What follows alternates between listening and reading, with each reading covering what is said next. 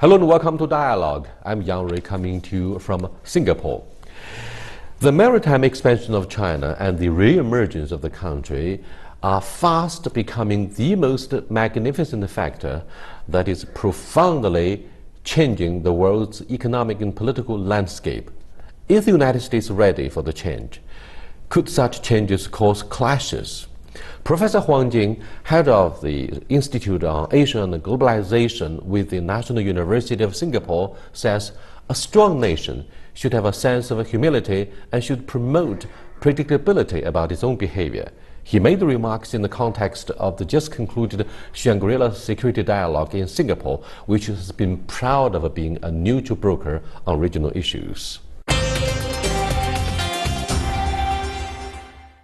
Welcome to Dialogue, Professor Huang. Thank you. What do you think will be the political fallout of the imminent outcome for the international arbitration of The Hague on the issue of the South China Sea? First, of course, it will be a hoopla in international media, especially in the Anglo-Saxon media, because after all, the kind of discourse was dominated by the Western media. And given that it is indeed a judgment made by the International Tribune, and also China has always said it is an important part, a constructive part of the international system. So China is in a weaker position because the tribunal itself, its judgment itself, is legitimate. Even though the Philippines' the move to bring this case to the international tribunal is very questionable. So therefore, China will be on the defensive side. That's the first of all.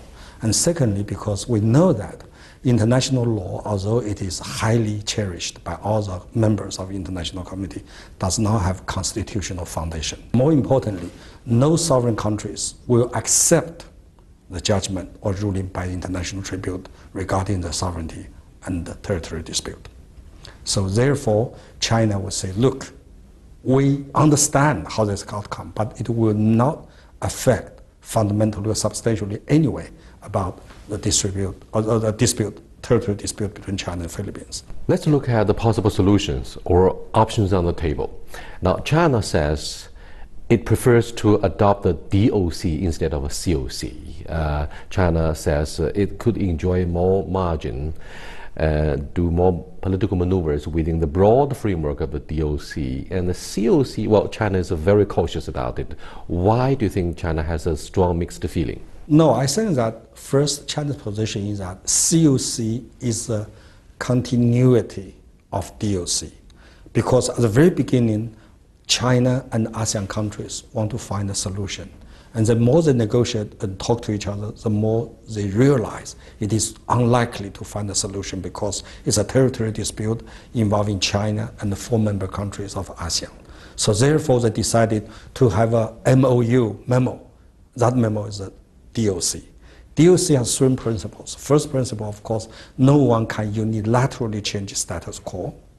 And second, everybody agree or acknowledge at least that there is a dispute. So therefore, dispute has to be solved peacefully through negotiation, not by force. Last but not the least, all the participants of DOC agree after 2002, because DOC was announced in 1992. After 2002, they're going to continue the negotiation, try to reach called the COC, the Code of Conduct. But in between, China said 3 things happened. First, some member countries unilaterally changed the status quo. That is, the Vietnam, the Philippines, other countries began to reclaim land on the rocks they occupied first. And second, Philippines has unilaterally decided to go to international tribunal, which is also a violation of DOC. Last but not the least, there is a massive involvement of a foreign country, that is United States, in the South China Sea. That is also make DOC impossible. So China's position is not China is against the COC. China said COC should be continued under the foundation, under the base of DOC. But I believe now China has kind of changed, even low-profile Chinese position. I believe Chinese leaders realized that it serves China's interest for China to actively or even proactively engage in the negotiation of COC. But China has 2 principles. The first, that COC is for management, not for solution. In other words, COC tells us how we should behave in South China Sea, but COC does not, should not, and will not provide any solutions to a territorial dispute, because that has to be done between the claimant countries first. And second is that China has to participate from day one. That is, China will not allow the 10 member countries of ASEAN to reach agreement or consensus first and then come to talk to China. China said no. At the very beginning, we should sit at the table of COC. So that's our two fundamental principles. And now I think China, I believe, is already engaged other countries in the COC negotiation. Professor Huang, there are many issues concerning the South China Sea, and one focus in dispute is militarization. The United States accused China of endangering the freedom of navigation and the freedom of overflight. China says no, it's you whose proposal the waters threaten to endanger our sovereignty, so on and so forth. Here is the standoff between Washington and Beijing. What do you think of militarization? First, as a militarization, how you define it. If you define militarization as you put any weapons on the spot, that's militarization. That's first definition. If we go for this definition, and China can absolutely not do anything in South China Sea. But another definition is that, yes, everyone deserves the right to defend itself. So for defensive purpose, if I put weapons on the places that belongs to me to defend my own security and safety, then that's fine, that's not militarization. But if I put offensive weapons in the place, and the purpose I put offensive weapons in that area is to attack others, and that is not allowed. So first, what is a definition of militarization? Right now, obviously, that inconsistency, if not contradictory in this. You cannot say, okay, you cannot do whatever military operation in the region. If you do it, it's militarization. And I can do whatever I want, because I'm the one who guarantees the international peace and stability. Then I can do whatever I want, then that is. So there are two issues. Number one, how you define it. Number two, do you have a universal standard or have a bystander or double standards? That's an issue. And another issue which I mentioned about the freedom of navigation. Again, first we have to define the term to see if we're on the same page.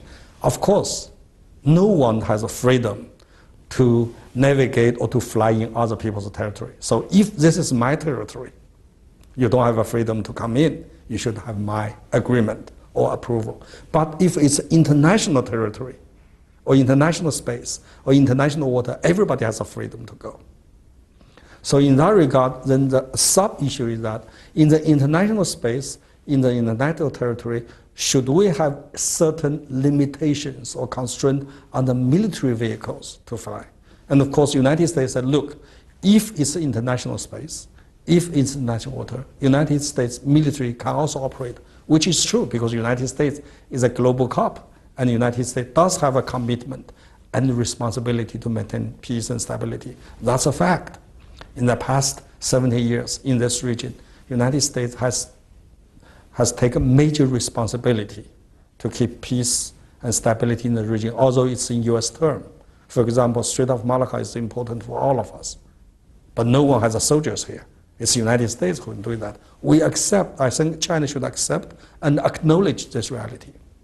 But the issue is that, do you have that kind of freedom of military operation in the water close to me, especially in the 200 miles? That's where the agreement. There is indeed a broad recognition on the side of the Chinese that the United States has been the architect of the security structure in the Pacific Ocean, I mean in the Asia-Pacific region. However, do you think the alleged expansion of our maritime features in the South China Sea threaten to disrupt the regional order that was established by the United States since the end of the Second World War? Does that mean that inevitably there's going to be a collision, a head-on collision between the two powers? China wants to be a major maritime power, and the United States has long assumed the leadership in the West Pacific, and therefore many foresee an inevitable collision. I think, indeed, let's first get the facts right.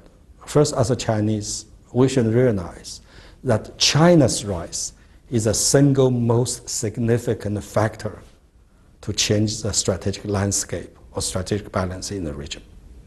That's a fact. China's been growing so fast. For example, just 10 years ago, China has very weak or no capability to really manage the South China Sea. Chinese warship cannot come over. Chinese airplane can only fly 800 meters. But now China has more and more power and capability to grow. That fact itself has changed the strategic balance in the region. That's a fact. But the point is, just like you mentioned, will this kind of change will undermine peace and stability that has been maintained in the past decade? That's another issue. My next question, therefore, is the United States is probably coming to terms with the expansion of China. Mm-hmm. Power of maritime power or world trading power is a fact. You're right. But the United States is not sure about the strategic intent of China's global expansion. Yeah. Whether it's like a zero-sum game, as highlighted by the rivalry between the former Soviet Union and the United States before 1991, or, I mean, there's the issue of transparency about China's military budget and whether China wants to use force to redraw the border. That's the accusation. No, I think that for the United States, the concern is normal and understandable, because the United States used to be a unipolar world in which United States is dominant. All the rules of game is made in U.S. term. But now China, of course, try to seek a so-called new type of relationship with major countries, and China want to be one of the agenda setter. In other words, China not follow the rules made by others, accepted, of course, by international community, but China won't be part of rulemaking. In that regard, there is very pure, naked conflicting interest between the two countries. But have conflicting interest does not mean the two countries have to collide with each other, fight each other. Two countries down to talk and make a compromise. But the issue is that in whose term the compromise will be made. And in the South China Sea, in the Western Pacific, of course, usually the balance, the line of strategic balance between the United States and China, like you said, China is a continental power, United States is a maritime power, so the balance is very close to China's shore. It's actually right at China's territory. But now the China become more and more maritime oriented power also. All the global power has to be maritime power in the industrial period. So China will push outside. So there's a balance line where you have to be pushed out, not just for China's interest, but also for regional peace and stability. Then we have a problem. United States and China will engage each other for long term in this kind of pushback force for the new balancing line. That's the first. And second, there is a problem. That is, as China becomes more and more important, more stronger and stronger, play more and more role in the national peace and stability, China will have to join in the security arrangement in the Asian Pacific. But the problem, because the security arrangements in this region, we call the Asian Pacific, is based on the US-led security alliances, US-Japan alliance, US-Korea alliance, US-Australia alliance, US-Singapore alliance. But the problem is that those alliance system was established during the Cold War period. It is for confrontation, not for cooperation or integration. As a result, institutionally and organizationally, all those alliances are exclusive, not inclusive.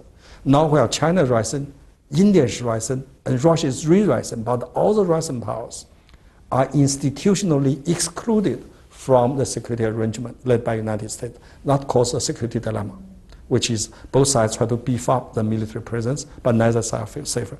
That's the issue, that fundamental issue between the United States and China is how they're going to work with each other, either let the security arrangement now to accept China's participation institutionally, or they rebuild a new architecture for security arrangements. This is a huge challenge. Thank you very much. You are watching Dialogue with Professor Huang Jing, Director of the Institute on Asia and Globalization with the National University of Singapore. We'll be back in a few minutes. Please stay with us. Welcome back.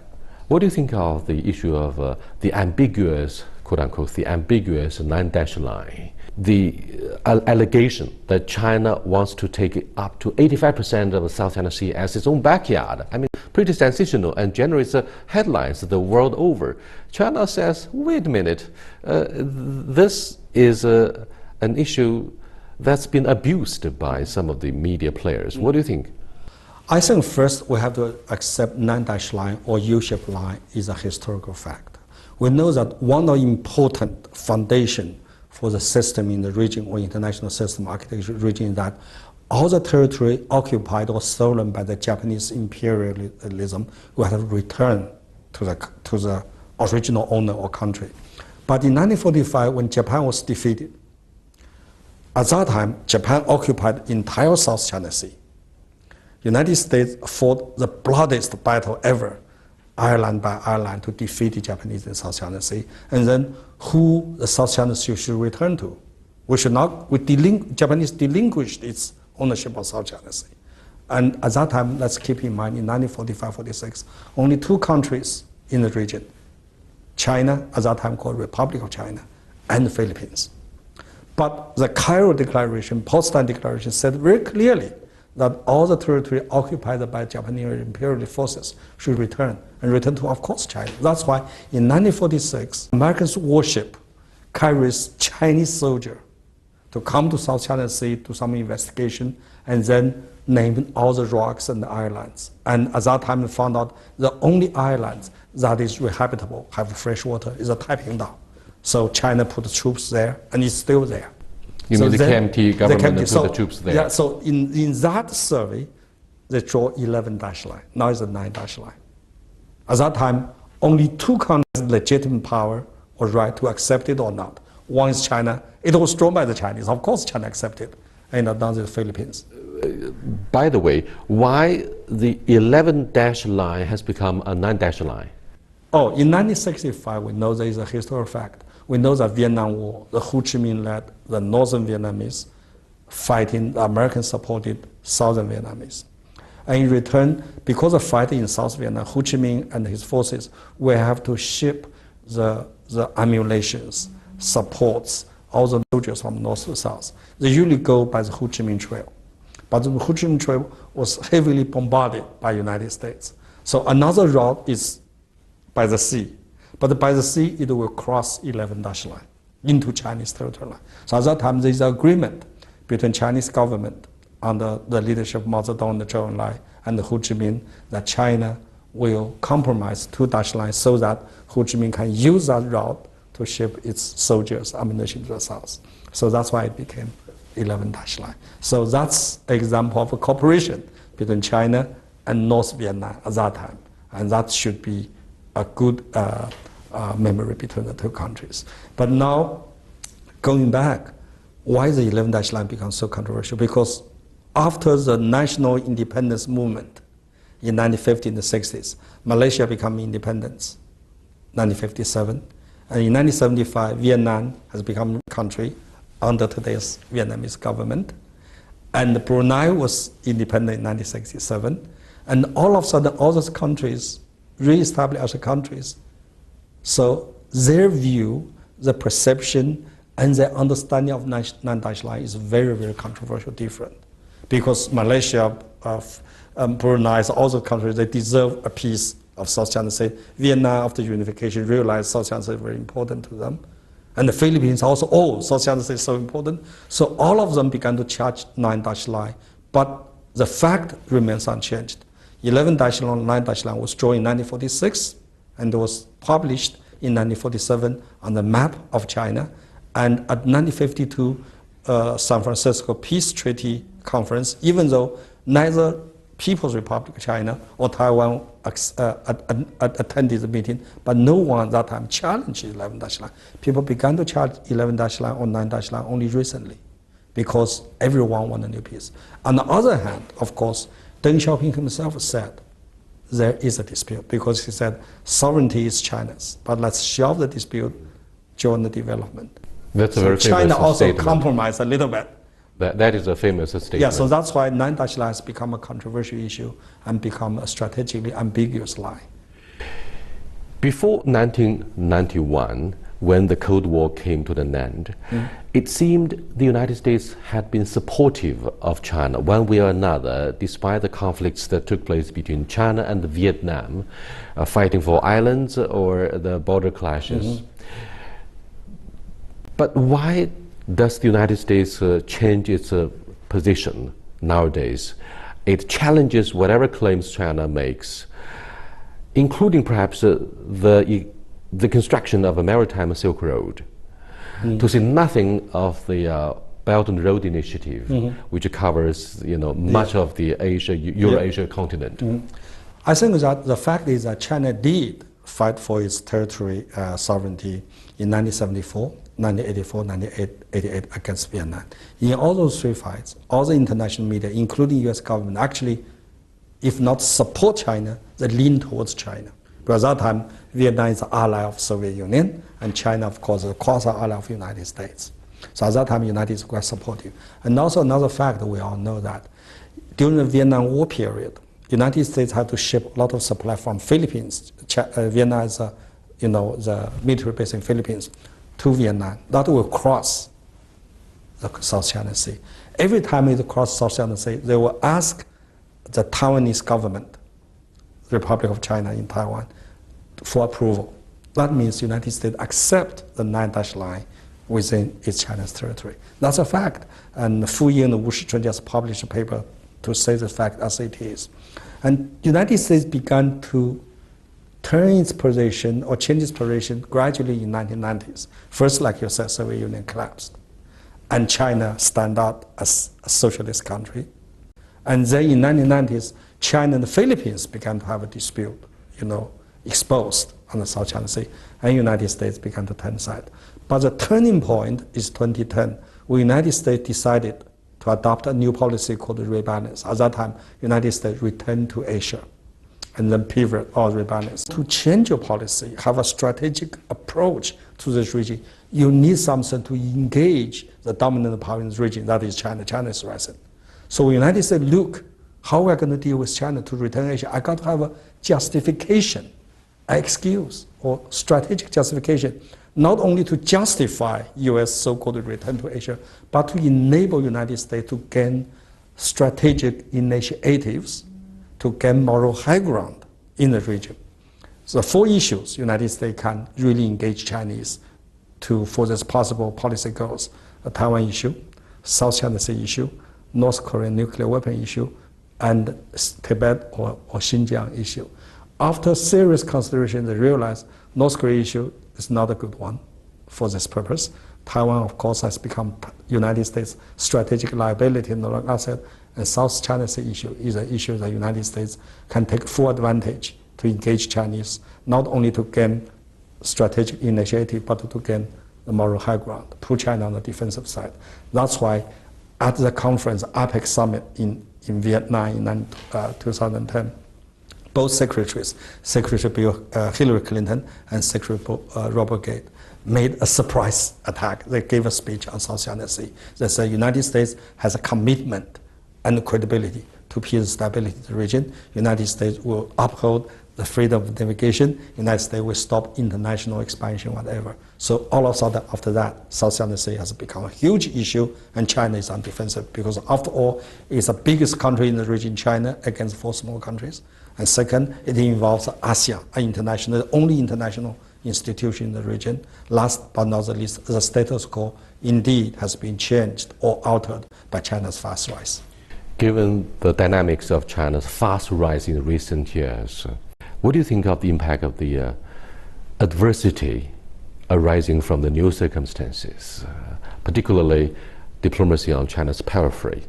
Now, we're engineering profound domestic transformation, social and economic alike. We need to have a peaceful surrounding, peaceful circumstances to guarantee the domestic priority. Now, President Xi Jinping has his vision and ambition to engineer transformation of the society and the party itself his own way. But we do not want to be held hostage by regional issues. What do you think of the dilemma here? I think first and foremost, China should face reality. The reality is that many neighboring countries or neighboring areas, China does have territory dispute with other countries. We stay there. That's first. And second is that because China is developing so fast, it has to create certain degree of uncertainty. Even China does not know what China will look like 10 years from now. People feel uncertain. People feel even threatened. It's not because they are strong, because they are not predictable. In other words, countries in this area feel concerned about China even so. It's not because China becomes stronger and stronger, because they cannot know, they cannot predict what kind of future China will bring in, either for China itself or for the region. Last but not the least, also fact, like we discussed just now, China's fast rise has changed the strategic landscape or economic landscape in the region. So people have certain concerns, serious concern, substantial concern about China's rise, China's policy. It's natural, it's understandable, and China should take a positive approach towards those concerns. Excuse me, why? But having said that, does not mean that China should compromise its national interests just for the peace. Why do you take issue with unpredictability, quote unquote? China has issued more white papers and blue papers than the total number it did before the opening up. And we are involved so extensively in international multilateral meetings. We try to promote the transparency our own way, and yet China is still accused of not presenting enough certainty or predictability. Is that an issue that has been politicized by the West? The answer is already in your question. You said in the past 10 years, China has proposed so many white papers, has engaged in so many international events, has participated in so many summits. Itself because China is growing so fast. Can you imagine 10 years ago, 20 years ago, China could play such a role in international event? So can you imagine China would be what it is today 10 years ago? So we cannot predict the future, but we can always learn from history. The history says that the speed of China's growth is so fast. No one 10 years ago can predict what China it is today. You're right, but now the same token, no one can predict what China will become 10 years from now. So well, China has made so many promises exactly because China's been growing so fast. When you do the home, we're all growing up from child. When was the time you did most of your homework? It's when you're in the high school, in the university. As you become more and more adult, mature, and less homework you did. Perhaps China is the same thing. China is a high school, college now. But Deng Xiaoping, our late leader, says, we should keep a low profile in international affairs. Do you think this that's a good... this political legacy is being broken? No, I think that being low profile, and I think it's not really a position policy, but it's take a low profile that China should be humble. We all know historically Sun Tzu and other Chinese classical thinkers already told us this long years, the wisdom lasts for 1,000 years. That is, when you're weak, you have to appear strong and determined. That's why during Chairman Mao Zedong and the Zhou Enlai's period, China is really very tough, very strong, because that time China is weak. Being strong, being determined shows that your resolve, your pride, your determination to achieve goal. But now China is strong, and then being strong, you should be humble. Be low profile means that you're tolerant, you have an open mind, you try to achieve your Wang Dao, not Ba Dao. So that's the same thing. So low profile, Tao Guang Yang Hui, does not mean, in my view, that China should do less, but China should do things in accordance with its capability, in a more humble way. That's Tao Guang Yang Hui. Now China is stronger. It's inevitable China will have to play a bigger, more important role, and the world has to accept it. This is reality. Thank you very much. I do appreciate it. Thank you so much. Thank you.